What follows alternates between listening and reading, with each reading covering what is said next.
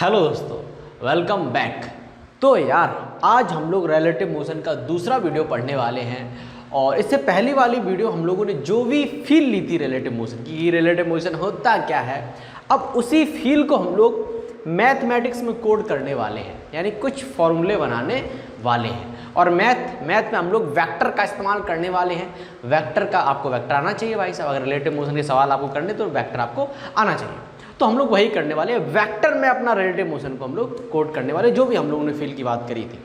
और उस वीडियो हम लोगों ने इतनी फील की बात करी थी कि आप अगर वहाँ आपने वो जो मैंने कहा वो अगर आपने वो पकड़ लिया तो आपको कोई भी फॉर्मूले की भी जरूरत नहीं है। अब मैंने कहा कि ऑब्जर्वर नेवर मूव, आपको जब भी सवाल लगाने जो भी ऑब्जर्वर उसे मूव करता हुआ नहीं दिखाना है। ये जितनी भी मैंने छोटी छोटी बातें बताई थी, अगर ये सब आप रिकॉल करके रखते हैं तो हमें नहीं लगता कि आपको किसी भी फॉर्मूले की ज़रूरत है। ठीक है, बस वेक्टर की ज़रूरत पड़ने वाली है तब भी। अच्छा ओके भैया, ज़रूरत नहीं पड़ने वाली है। हाँ, तो आज हम लोग क्या करने वाले हैं, आज जैसा कि मैंने कहा कि हम लोग जो फील ली थी उसको हम लोग वेक्टर में कोड करने वाले हैं, मैथमेटिक्स में कोड करने वाले, कुछ फॉर्मूले बनाने वाले हैं और एक गोल्डन रूल की बात करने वाले, जिससे कोई भी सवाल हो रिलेटिव का, कोई भी सवाल हो रिलेटिव का, बस आपको उसकी थीम पता होनी चाहिए। जो अभी थीम वाली मैंने बात करी उसके बारे में बात करेंगे। बस आपको उसकी थीम पता होनी चाहिए, कोई भी सवाल आप लगा सकते हैं। वो उसकी उस गोल्डन रूल के बारे में बात करेंगे और उससे संबंधित कुछ एग्जाम्पल भी लेंगे और रिलेटिव मोशन से कुछ संबंधित एग्जाम्पल भी लेंगे। अब कुछ लोग हैं इसे अलग अलग पढ़ाते हैं, 2D रिलेटिव करके, 1D रिलेटिव करके। मेरा सिंपल है, रिलेटिव मोशन है 2D हो चाहे 3D हो चाहे 1D हो, एक ही में जाएगा, सबको समझ में आएगा। चलिए दोस्तों शुरुआत करते हैं। रिलेटिव मोशन हैशटैग दूसरा वीडियो। अच्छा, तो vector idea of relative motion, जैसा कि अभी कहा वेक्टर में कोड करने वाले हैं। तो बेसिक सी फिर से बात करते हैं ना, कि कोई दो पॉइंट है, ये मान लेते हैं हम ए पॉइंट है, ये वाला ए पॉइंट है और ये है बी पॉइंट। कोई दो पॉइंट है और उनकी जो वो हैं कहाँ पर, अगर देखो फिर से बेसिक बात कि अगर किसी पोजीशन डिफाइन करनी है तो किसी रेफरेंस फ्रेम के सापेक्ष उसकी पोजीशन को हम डिफाइन करते हैं। तो ये पॉइंट है, जैसे अभी मैंने कहा कि ये पॉइंट, दोनों पॉइंट हैं कहाँ पर, तो किसी एक रेफरेंस फ्रेम है जिसका ऑरिजिन ओ है, उसके हिसाब से दोनों ए और बी दोनों का रेफरेंस फ्रेम सेम ही है ओ, तो उसके हिसाब से इसका जो पोजीशन वेक्टर हो जाएगा वो क्या होगा, आर ए वेक्टर और इसका आर वी वेक्टर। क्या समझ में आया? सिंपल सी बात है। ए और बी दोनों पॉइंट थे, दोनों के पोजीशन वेक्टर किसी एक रेफरेंस फ्रेम के सापेक्ष हम लोगों ने दर्शा दिए। तो ये हो गए पोजीशन वेक्टर अपने आर ए वेक्टर और आर बी वेक्टर, या फिर ऐसे भी कहेंगे, लिख सकते हो उसे कि आर ए ओ वेक्टर, है ना, position of A with respect to O, यानी ओ मतलब ये ऑरिजिन। ठीक।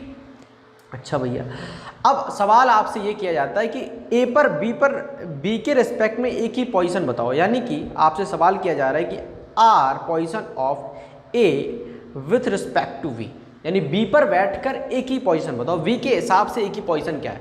अगर आप बी पर बैठोगे तो सबसे पहले फंडामेंटल जो मैंने फील वाली वीडियो में बताया था कि सबको इसको आप तुरंत एक क्या मान लोगे, रेफरेंस फ्रेम या ऑब्जर्वर को तुरंत आप रेस्ट पर कर लोगे, या फिर उसको आप,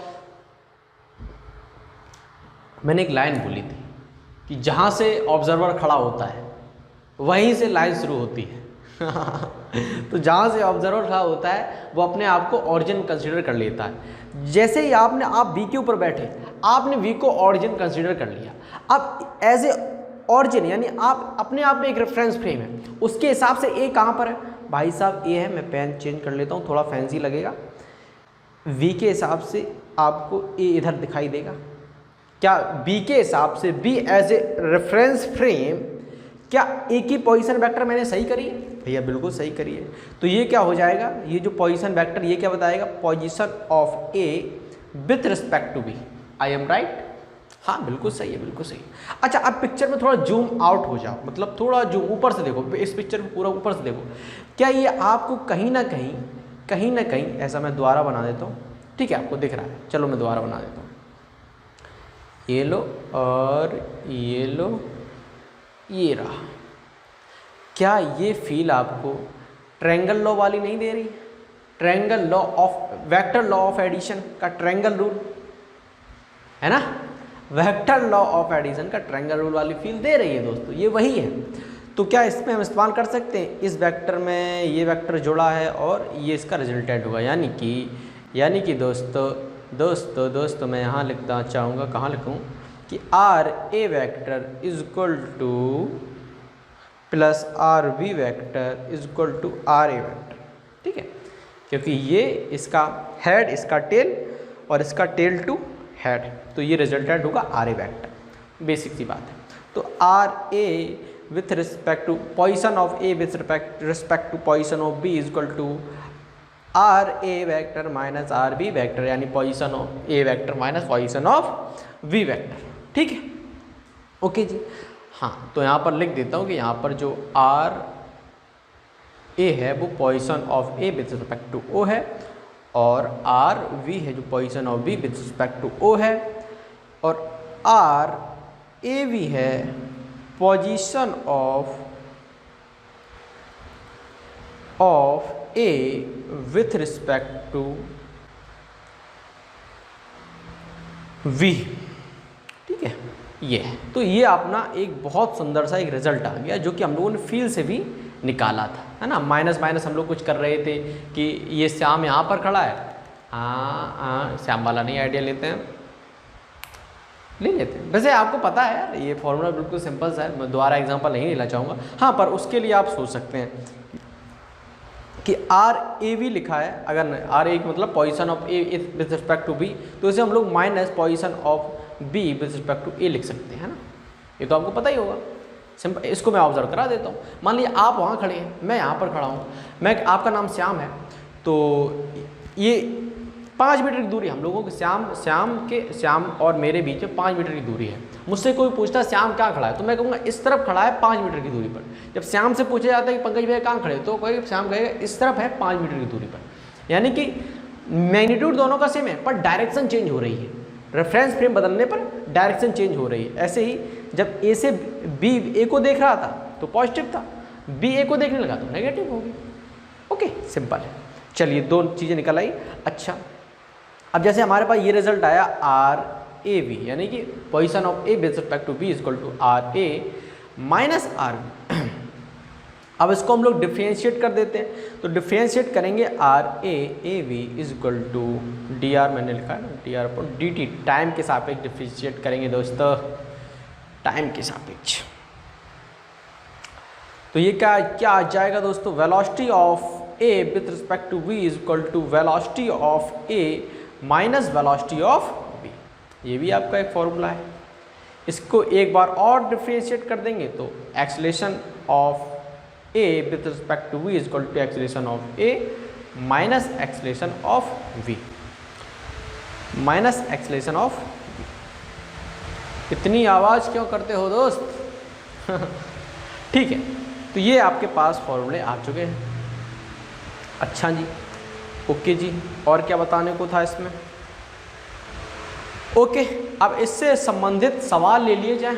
देखो, कोई कठिन तो था नहीं, वेक्टर में कोड करना, जो भी फील हम लोगों ने करी थी उसे वेक्टर में कोड करना क्या कठिन था ना।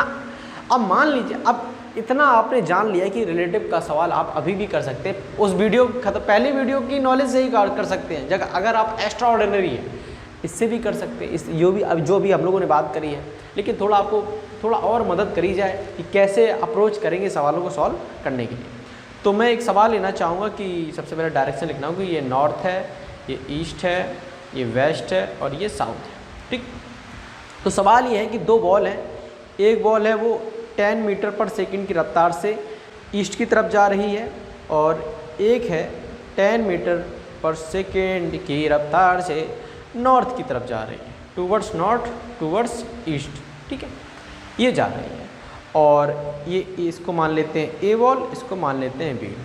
तो हमसे पूछा गया है कि velocity of A with respect to B, velocity of A with respect to B हमसे क्वेश्चन मार गया, और velocity of V with respect to A. पूरा फील करके आपको बताना है। अच्छा, तो अब सुनिएगा, आप सवाल को सुनिए। ये तो आपके पास प्रश्न था, अब कैसे आप अप्रोच करेंगे इन सवालों को? 2 तरीके से आप हल कर सकते हैं। पहला है कि आप वेक्टर के साथ जाइए, आई के साथ जाइए, और फिर आप उसके साथ जाइए ट्रायंगल लॉ से, वेक्टर लॉ ऑफ एडिशन करके, वो नहीं है नियम है यार, हमें बोल कर। हाँ, तो दो तरीक़ों से आप सवाल को कर सकते हैं, ठीक है, एक वेक्टर की मदद से और एक IJK की मदद से। अच्छा, तो सबसे पहली बात होती है जब अभी हम IJK से करते हैं फिर वेक्टर्स, दोनों तरीके से करते हैं। सबसे पहले हम लोग निकालेंगे velocity of A with respect to B, यानी कि B पर बैठकर हमें A की वेलोसिटी को देखना है, B पर बैठकर हमें A की वेलोसिटी को देखना है। तो B पर बैठकर हमें A की वेलोसिटी को देखना, सबसे पहले क्या करो कि इनको लिख लो आप। वेलोसिटी ऑफ A कितनी है, 10J क्या, ठीक है, मीटर पर सेकेंड लिख देता हूँ पहले।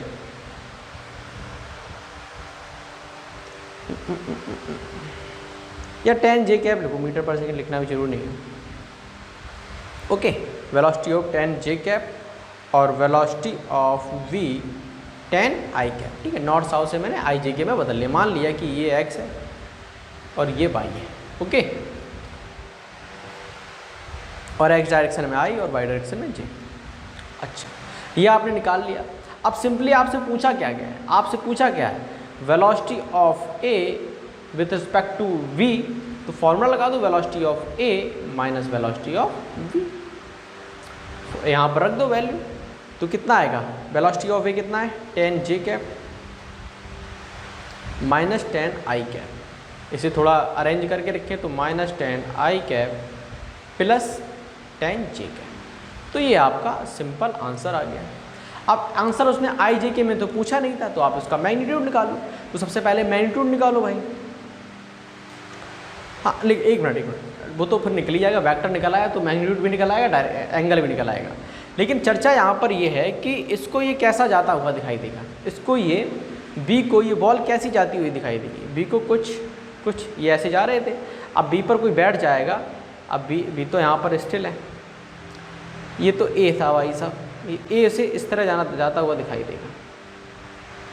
कैसे मैंने कह दिया इस तरह जाता हुआ दिखाई देगा A, क्योंकि इसका जो वेक्टर आया 10I cap plus 10J cap, मतलब I की डायरेक्शन में उसकी वेलोसिटी कितनी है 10 है और J की डायरेक्शन में कितनी वेलोसिटी है 10 है। तो 10I के 10J की तरफ है, तो इस तरफ उसे जाता हुआ दिखाई देगा। ये उसकी सिंपल सी फील है। अच्छा, अब यहीं से आप मैग्नीट्यूड भी निकाल लो। मैग्नीट्यूड निकालने में क्या है under root A square plus B square, तो यानी 10 रूट 2, तो 10 root 2I plus minus I plus J upon root 2। तो ये आपका आ गया मैग्नीट्यूड और ये आ गया डायरेक्शन। मैग्नीट्यूड आपका 10 रूट 2 होगा और डायरेक्शन अगर आप एंगल में निकालना चाहें तो 45 डिग्री आएगा, जैसा कि फील से भी दिख रहा है। अगर ये 10 है, ये 10 है, 10 थीटा लगाओगे तो 45 डिग्री ही आएगा, क्योंकि 10 थीटा इजक्वल टू 1, तो थीटा इजक्वल टू 45 डिग्री। अच्छा, और IJK में भी आप बता सकते। तो इस प्रकार से आप सबसे पहले क्या करो कि जो भी वेलोसिटी आपको ग्राउंड फ्रेम में दी गई उन्हें आप लिख लो, सिंपल सा फॉर्मूला लगा देना, आंसर आपका आ जाना है, ठीक है। तो इस प्रकार की पिक्चर आपको दिखाई देगी। ओके, अच्छा भैया, अब उसकी मदद से कैसे करें, वेक्टर की मदद से। तो अब वेक्टर की मदद से सॉल्व करते हैं, मतलब ट्रायंगल लॉ की मदद से। तो सबसे पहले फॉर्मूला तो लिखना पड़ेगा, फॉर्मूला तो दोनों के लिए काम करेगा। तो velocity of A with respect to V is equal to velocity of A minus velocity of B। अच्छा, इस पर भी ध्यान देना पड़ेगा कि आपको वेस्ट और साउथ, आपको ईस्ट की तरफ दे रखी थी V की वेलोसिटी, किसकी, ये B था अपना, इसकी आपको 10 मीटर पर सेकेंड ईस्ट की तरफ और इसकी 10 मीटर पर सेकेंड नॉर्थ की तरफ, ठीक है। तो A की वेलोसिटी आपको कितनी दे रखी, तो A का ड्रॉ कर लो। A की वेलोसिटी आपको दे रखी है ये रहा A, इस डायरेक्शन में ये मैंने वेक्टर बना दिया 10 मीटर पर सेकेंड का, ठीक है। अच्छा, अब V की वेलोसिटी आपको दे रखी है नॉर्थ साइड में, इस डायरेक्शन 10 मीटर पर सेकेंड। ये वेक्टर है आपका V वेक्टर, क्या ये वेलोसिटी का आपका V वेक्टर है। लेकिन हमें यहाँ पर माइनस V वेक्टर रिप्रेजेंट करना है, क्योंकि हम चाहते हैं इसको इस तरह लिखना, velocity of A with respect to V is equal to velocity of A plus minus velocity of V। क्या मैंने कोई गलत काम कर दिया, ना कोई गलत ना, बेसिक मैथ करी हम लोगों ने। तो V वेक्टर अगर इस डायरेक्शन में है तो माइनस V वेक्टर इस डायरेक्शन में होगा, तो हम लोग लिख देते हैं माइनस, ये हो गया हमारा माइनस, या माइनस लगाई ना तो 10 मीटर पर सेकेंड, ठीक है। अब सीधा क्या है, जोड़ दो यार, ये टेल से हेड जोड़ दिया, ये आपका आया रिजल्टेंट जो कि ये लिखा है velocity of A with respect to V. देखो इसकी भी डायरेक्शन क्या है, जैसी डायरेक्शन आपकी जब आपने आईजेके की मदद से किया था। तो अलग अलग फंडे हैं लेकिन चीज़ एक ही है, फील एक ही है। तो आपको इस तरफ जाता हुआ दिखाई देगा, तो ये एंगल 45 डिग्री होगा। तो आप कह सकते हैं कि ये इसकी जो डायरेक्शन आपको बतानी है, तो सबसे पहले मैग्नीट्यूड कितना होगा, 10√2 मैग्नीट्यूड होगा कि 10√2 मीटर पर सेकेंड वेलोसिटी, और डायरेक्शन है लिख सकते हैं आप नॉर्थ वेस्ट, वेस्ट नॉर्थ या नॉर्थ वेस्ट, ठीक है, क्योंकि 45 डिग्री पर है। अच्छा, इस तरह से आप करना है। आपके लिए अब अगर मैं आपको एक सजेशन देना चाहूँ कि आपको फिर से ट्राई करें, आप अब की बार ए पर बैठ जाएं, ए पर बैठ जाएं और वी का आप मोशन को देखें, ठीक है। तो दोनों तरीके से करें, आई जे की मदद से करें और वेक्टर की मदद से करें। वैसे आई जे की भी वेक्टर ही है, लेकिन मैं कहना चाहता हूँ ट्रायंगल की मदद से करें, इसकी मदद से सॉल्व करें। ये जो मैंने बोला अभी आप इसको करें पॉज करके, ठीक है। तो अब दूसरा सवाल लेते हैं। दूसरा सवाल क्या है कि एक पेड़ है, चिंटू है और पिंटू है। पेड़ है, चिंटू और पिंटू है, और एक चिड़िया भी है, एक चिड़िया भी है, ठीक है। चिड़िया मैं बना नहीं पा रहा हूँ, मैंने एरो बना दिया। तो इनका हमें डाटा दे रखा है, आपको बता दिया है कि velocity of Chintu with respect to ground आपको दे देगी 8 मीटर पर सेकेंड, और वेलोसिटी ऑफ पिंटू, इसको मैं पिंटू मान लेता हूँ, -2 मीटर पर सेकेंड। ये आपको डाटा दे रखा है, अच्छा हाँ, ये चिंटू पिंटू का डाटा है, और पेड़ तो भाई साहब ग्राउंड पर है, वो तो ग्राउंड के रिस्पेक्ट में उसकी वेलोसिटी 0 है। लिख देते हैं, फिर भी इज्जत दे देते हैं। पेड़ कहेगा मेरा वेलोसिटी नहीं लिख रहे हो, मेरी भी वेलोसिटी होनी चाहिए। तो पेड़ की velocity of tree with respect to ground है 0 मीटर पर सेकेंड। ओके, अब एक चिड़िया उड़ रही है। चिड़िया क्या कर रही है, हॉरिजॉन्टल से, ये अपना हॉरिजॉन्टल 37 डिग्री का एंगल बनाते हुए ऊपर की तरफ ये उड़ रही है। तो उसका एंगल आएगा, मैं इसका मैग्नीट्यूड लिख देता हूँ कि 10 मीटर पर सेकेंड से उड़ रही है। अच्छा, तो ये बेसिक डाटा है आपके पास। आपसे आपसे बहुत सारे सवाल इस पर बनाए जा सकते हैं। तो सबसे पहले मैं लिखना चाहूँगा velocity of tree with respect to C, यानी चिंटू, ये क्वेश्चन मार्क है। फिर वेलोसिटी ऑफ वर्ड चिड़िया मैं लिख देता हूँ, वर्ड को वी से मैं कर देता हूँ, वी तो कोई है नहीं, हाँ ठीक है। Word with respect to C यानी चिंटू, ये आपको बताना है। 2 सवाल करते हैं, फिर मैं आपको HW के लिए दे दूंगा, घर के लिए दे दूंगा, मतलब अभी करने के लिए आपको मैं दे दूंगा, घर पर तो बैठे ही होगी। हाँ, तो ये आपके पास सवाल है, ये आपसे प्रश्न पूछे गए। तो सबसे पहली बात, सबसे वेक्टर के सवाल को डील करने सबसे पहला कि अगर आप IJ के साथ जाना चाहें तो ठीक है, कभी कभी IJ बहुत सिंपल हो जाता है, तो उसी के साथ हम लोग भी जाना पसंद करेंगे। तो लेकिन IJ से कर रहे हो तो मान लें कि यानी आपने ये x माना है, ये y माना है, और ये I है, ये j, ठीक है। तो इस डायरेक्शन में जो भी है, यानी इसकी हम लोग वेलोसिटी लिख सकते हैं 8i कैप, इसकी लिख सकते हैं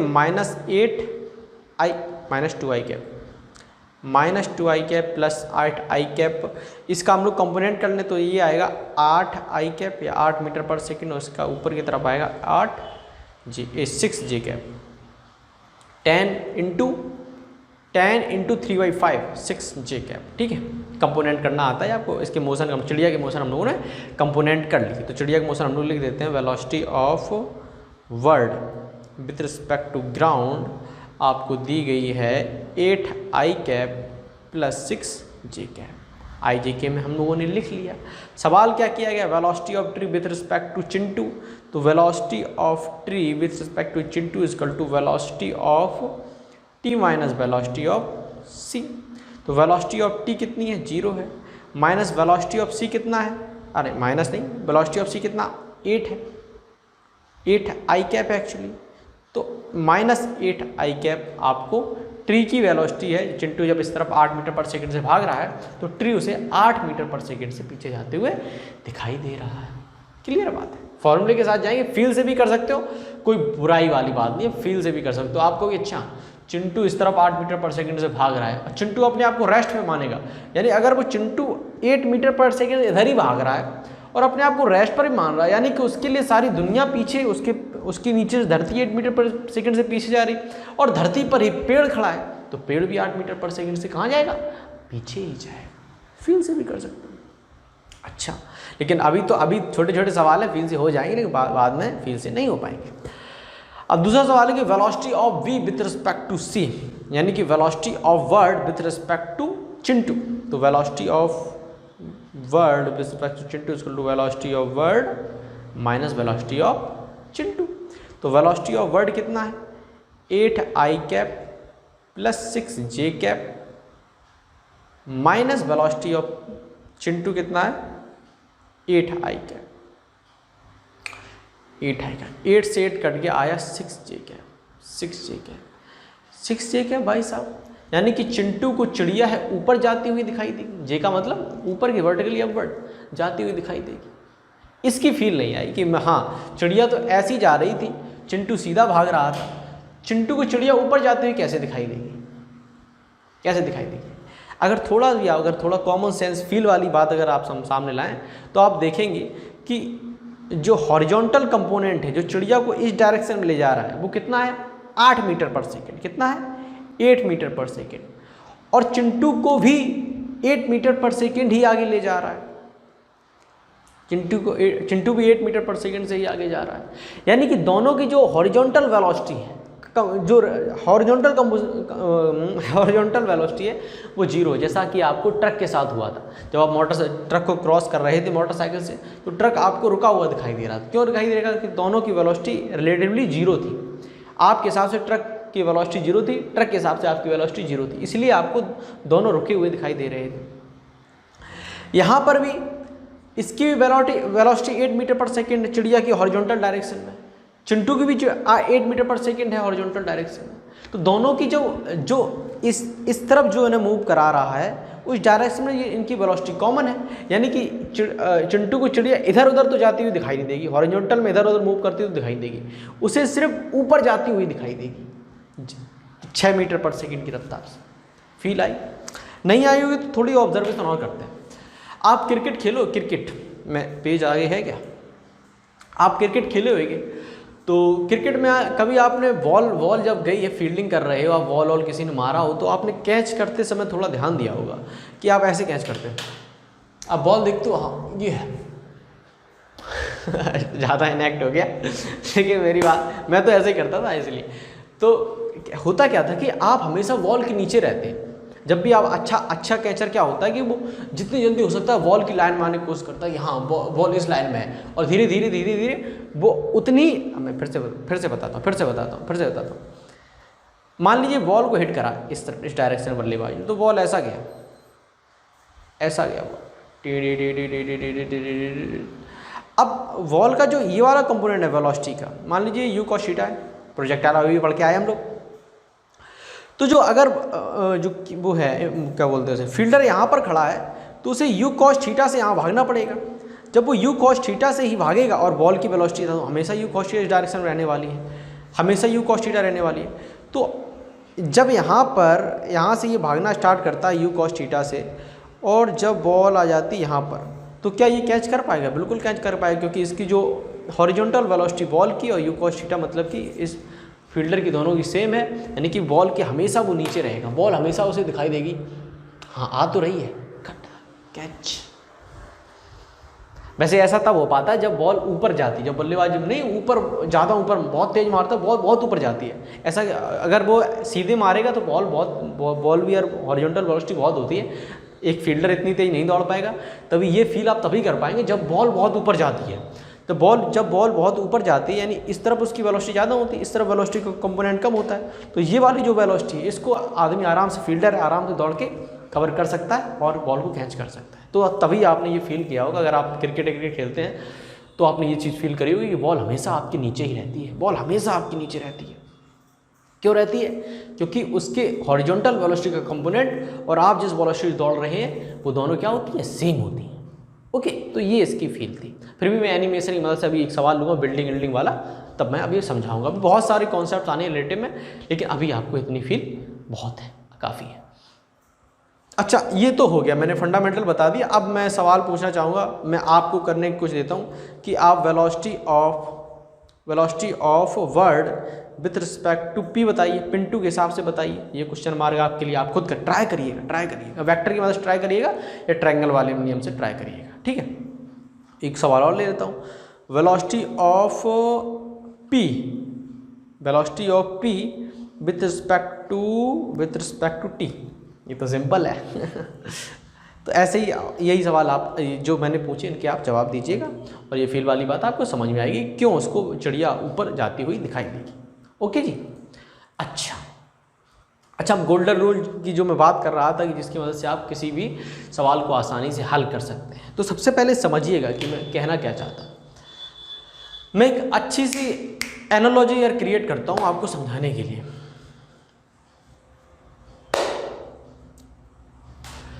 मान लीजिए कि आपको किसी लड़की का नंबर चाहिए, ठीक है। आपने किसी लड़की को कहीं किसी मेले में देखा और आपको बहुत सुंदर लगी, सुंदर कन्या, आप अच्छा उनसे दोस्ती करना चाहते हैं, आपको उस लड़की का नंबर चाहिए ना। किसी को ये बुरा भी लग सकता है एग्जाम्पल, तो उसके लिए सॉरी, पर यही दिमाग में आ रहा है। तो आपको किसी लड़की का नंबर चाहिए जिसे आप वास्तव में नहीं जानते हैं। आप क्या करते हैं, आपका एक दोस्त है जो आपको लगता है कि उस लड़की को जानता हो, आपने उससे कहा कि भाई यार उसका नंबर यार पता करना, उससे बात करनी है, उनसे बड़ा हमारी एक हार्दिक इच्छा है उनसे बात करने की। तो आपका कोई श्याम नाम का कोई दोस्त होगा, उससे आपने कहा ये रहे श्याम बी। आपने श्याम से कहा यार श्याम उसका नंबर पता कर। तो श्याम ने कहा यार हमें तो नंबर नहीं पता। मान लीजिए कोई गर्ल है यहाँ पर, मैं मान लेता हूँ ई, ठीक है।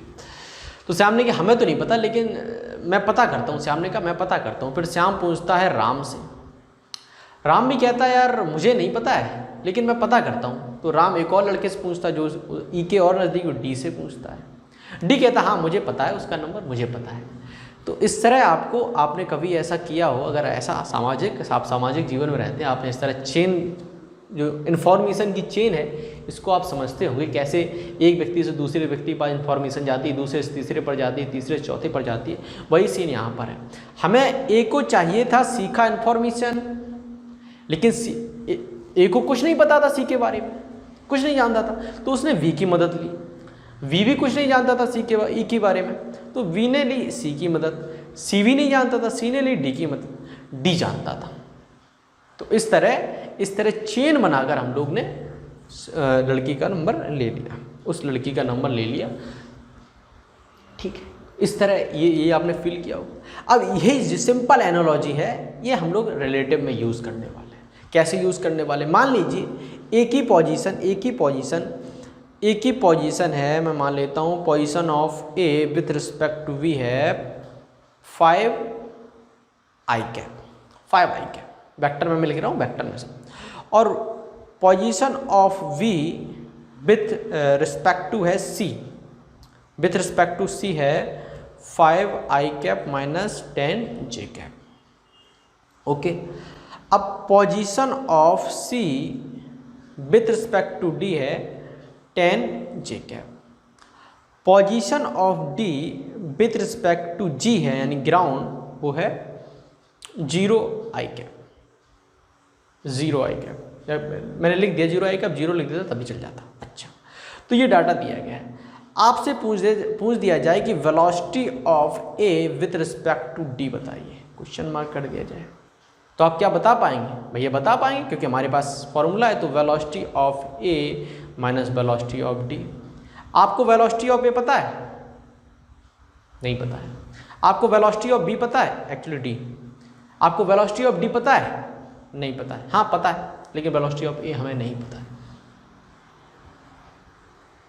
कैसे कर पाओगे? तो यहाँ पर ये वाला नंबर वाला काम आएगा, ज्ञान काम आएगा। यहाँ पर हम लोग एक नियम का पालन इस्तेमाल करते हैं। तो नियम में लिखना चाहूँगा कि अगर आपको मान लीजिए कि आपके पास मैंने ABCD तक लिखे थे, तो अगर नंबर चाहिए यानी पोजीशन ऑफ ए चाहिए ई, यानी ए को चाहिए था ई का नंबर, तो चाहिए तो किस प्रकार से काम करता है? तो आर वेक्टर ए ने पूछा बी से, फिर वी ने पूछा सी से, फिर सी ने पूछा डी से, और डी ने पूछा ई से, डी ने पूछा ई से। तो आर ए ई वेक्टर हो गया। समझ में आया? समझ में आया? जो भी मैंने अभी एनालॉजी आपको दी थी, जो भी पीछे अपने एनालॉजी आपको चाहिए था ई का नंबर, तो ए ने सबसे पहले बी से पूछा, बी ने सी से पूछा, सी ने डी से पूछा, डी ने ई से पूछकर ए को नंबर बता दिया, वही यहाँ पर हुआ, वही यहाँ पर हुआ। पोजीशन हमें चाहिए था ई का, पोजीशन चाहिए था हमें ए का विथ रिस्पेक्ट टू ई, लेकिन हमें कुछ नहीं पता था, लेकिन हमें चेन रूल पता है। तो position of A with respect to B, position of B with respect to C, position of C with respect to D, position of D with respect to ई।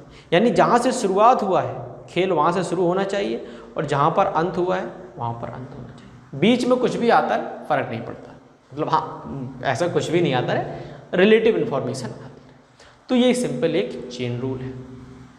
क्या है ये? सिंपल चेन रूल है। अच्छा, अब आपको चाहिए velocity of A with respect to D. कैसे निकालोगे? मैं ऊपर वाली कहानी को थोड़ा साफ कर, आई हो आपको ये कहानी एनोलॉजी हमारी समझ में आई होगी जो मैंने समझाने की कोशिश करी, कि बस आपको एक दूसरे की मदद करनी है नंबर के लिए। अच्छा, तो velocity of A with respect to D चाहिए, तो velocity of A with respect to D is equal to, मैं बी क्यों लिख देता हूँ, वेलोसिटी ऑफ ए को किसको पता है? ए की वेलोसिटी है वी को पता, प्लस वेलोसिटी ऑफ वी की वेलोसिटी किसे पता है? सी को, plus velocity of C with respect to D क्या है? विथ रिस्पेक्ट टू डी, हाँ डी की वेलोसिटी सी को पता है जो कि ये है। अच्छा, तो ए से स्टार्ट किया, डी पर ख़त्म किया, कोई प्रॉब्लम नहीं भाई, कोई प्रॉब्लम नहीं। आप वैल्यू रख दो, तो velocity of A with respect to D, इसकी ये क्या है? ये है 5i cap plus V C 5i cap minus 10j cap plus velocity of C with respect to D, velocity of C with respect to 10j cap, ये तो ये cut गया, तो velocity of A with respect to D 10i cap, ये अपना आ गया आराम से। इसकी मदद से हम लोग सवालों को हल कर सकते हैं। अब एक बात आपको समझ में आई होगी कि हमें इसकी तो आवश्यकता ही नहीं पड़ी, डी की जो वेलोसिटी दी गई, हाँ नहीं पड़ी, हमें जितनी रिक्वायरमेंट थी हमें डाटा इन तीनों से मिल गया। ठीक है, ऐसा भी हो सकता है कि आपको डाटा का इस्तेमाल ना भी करना पड़े, कुछ डाटा आपको दे दिया, जैसे मैंने यहाँ पर डी का डाटा दे दिया था। तो ये रूल आपको समझ में आया, इससे आप सारे सवाल कर सकते हैं। एक बार मैं रिवाइज करा देता हूँ कि आपको कौन कौन बातें हमेशा याद रखनी है, आगे कुछ तो है नहीं। हाँ, इतने ही आज के लिए पढ़ाई था अपना। सबसे पहले आपको ऑब्जर्वर नेवर मूव वाली कहानी याद रखनी है, मतलब जहाँ से आप खड़े होते हैं लाइन वहीं शुरू होती है, ऑब्जर्वर जहाँ खड़ा होता है दुनिया वहीं चलना स्टार्ट करती है। तो ऑब्जर्वर नेवर, और पहला फंडा है, बहुत इंपॉर्टेंट है। दूसरा फंडा क्या था? अगर velocity of A with respect to V minus velocity of V with respect to A होगा, अगर मैंने पता नहीं क्या बोल दिया शुरुआत में, तो ये एक रूल है, ये हो गया सेकेंड आपका रूल। और तीसरा रूल क्या है? तीसरा रूल आपका है कि हाँ वो चैन रूल, तो चैन रूल नहीं, velocity of A with respect to V is equal to velocity of A minus velocity of B. Okay, इनमें जी है मतलब कॉमन रेफरेंस फ्रेम है, जैसे ग्राउंड है दोनों ए और बी को। ठीक है, ये रूल हो गया। और चौथा आपका लिख सकते हो कि ये है। अब है तो एक ही ये सारी चीज़ें, अगर मैं इसको आपको थोड़ा और तोड़कर दिखाना चाहूँ, जो अभी मैं दोबारा लिख लेता हूँ, आपको क्लियर ही कर देता हूँ। जैसे कि वेलोसिटी वाला ले लेते हैं कि velocity of A with respect to D, तो velocity of A with respect to B plus velocity of B with respect to C plus velocity of C with respect to D. अच्छा, ठीक है। अब यहाँ पर आप ध्यान से देखिए, इन दोनों को आप ध्यान से देखें। अगर आप इसे ऐसे लिख सकते हैं, velocity of A with respect to B minus velocity of C with respect to B, हाँ भैया लिख सकते हैं जी, ये इस वाले नियम से लिख सकते हैं। तो यहाँ से आप देखो ये क्या बन गया, ये क्या बन गया, velocity of A with respect to B minus velocity of C with respect to B, यानी कि दोनों की जो रेफरेंस फ्रेम है वो सेम है, यानी कि ये लिखा है velocity of A C, velocity of A C. अच्छा, अब ये क्या था आगे, velocity of C D, velocity of C D. इसको भी आप ऐसे ही तोड़ के लिखो, कैसे, velocity of A with respect to C minus velocity of D with respect to C. अब दोनों यहाँ पर भी दोनों के ऑब्जर्वर सेम हो गए, ठीक है, रेफरेंस फ्रेम दोनों के सेम हो गए, तो ये velocity of A with respect to D, तो वही तो लिखा था। इसको हम लोगों ने तोड़ कर भी समझ लिया, ठीक है। ये सिंपल सा फंडा है, आप भी ट्राई करिएगा, काफ़ी अच्छा जाएगा, मज़ा आएगा। तो आगे हम लोग बहुत अच्छे सवाल करने वाले हैं, बेसिक से सवाल करने वाले हैं, अच्छे सवाल करने वाले हैं, कुछ प्रोफाइल्स करने वाले हैं। तो आगे मैं बात करूँगा क्लोजेस्ट डिस्टेंस के बारे में। तब तक के लिए बाय बाय।